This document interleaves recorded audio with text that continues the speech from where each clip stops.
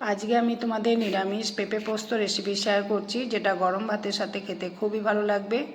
এর জন্য নিয়েছি 2টো শুকনো লঙ্কা, 2টো কাঁচা লঙ্কা। পোস্তর পরিমাণ একটু বেশি লাগবে। রান্নার শুরুতে পোস্তটা বেটে নিলাম। পেঁপেগুলো ছোট ছোট করে কেটে ধুয়ে পরিষ্কার করে রেখে দিয়েছি। কড়াইতে সর্ষে তেল গরম করতে দেবো। প্রথমে 2 চামচ তেল গরম করতে দিলাম। এই 2 চামচ তেলেই রান্নাটা করব। আমার রেসিপিতে কিন্তু তেলের পরিমাণ খুবই কম।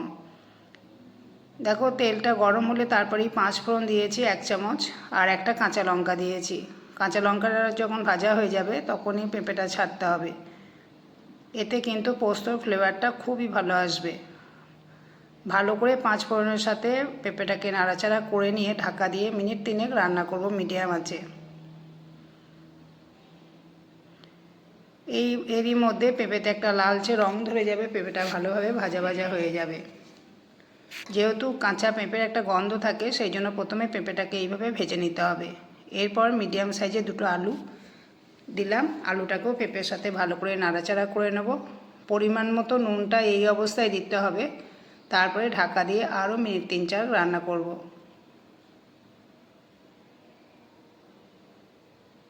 নুনটাকে দিয়ে ঢাকা দিয়ে দিতে হবে। আমার চ্যানেল মুনমুনস ভিডিও অ্যান্ড শর্টসে তোমাদেরকে স্বাগতম। আজকে যদি পেঁপে পোস্ত রেসিপি তোমাদের পছন্দ হয়, ভিডিও শেষে একটা লাইক এবং কমেন্ট করবে। যারা এখনও পর্যন্ত আমার চ্যানেলটিকে সাবস্ক্রাইব করোনি, আমি অনুরোধ করব চ্যানেলটিকে সাবস্ক্রাইব করে দেওয়ার জন্য। 3-4 মিনিট পর ফিরে এলাম। আলু আর পেঁপেটা অনেকটা নরম হয়ে গেছে। এবার এখানে আমি ঠিক 1 কাপই জল ব্যবহার করব। জলটা হালকা গরম করে দিতে হবে। এতে তাড়াতাড়ি সবজিটা সিদ্ধ হয়ে যাবে। সেই জন্য এখানে আমি ছোট কাপের 1 কাপ জল দিচ্ছি। খুব বেশি জল দেওয়া কিন্তু যাবে না, যেহেতু পোস্ত দেওয়ার পরে পোস্ত বাটি দেওয়ার জলটা দিতে হবে। সেই জন্য এই সময় জলের পরিমাণটা খুব কম দিতে হবে। জলটাকে দিয়ে ঢাকা দিয়ে আরও মিনিট 3 রান্না করব। 3 মিনিট পর ফিরে এসেছি। এখানে কিন্তু আলু আর পেঁপেটা অনেকটাই সিদ্ধ হয়ে গেছে। যখন আলু পেঁপেটা প্রায় 90% সিদ্ধ হয়ে যাবে, তারপরেই কিন্তু পোস্তটা দিতে হবে। পোস্ত দেওয়ার পর কিন্তু বেশিক্ষণ ফোটাতে নেই।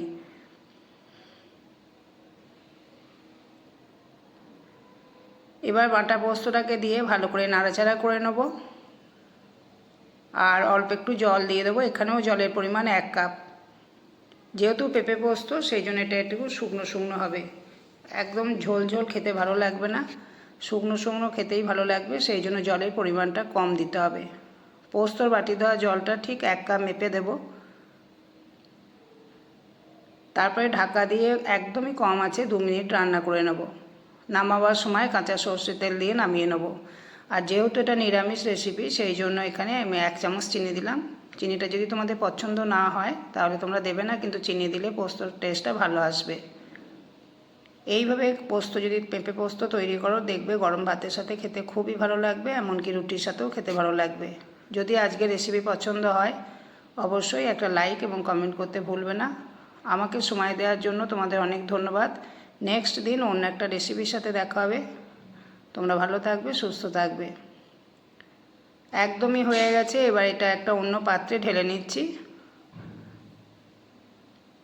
আর এখানে ঠিক 1 চামচ তেল, আমি সর্ষের তেল, কাঁচা তেলটা উপরে ছড়িয়ে দিলাম।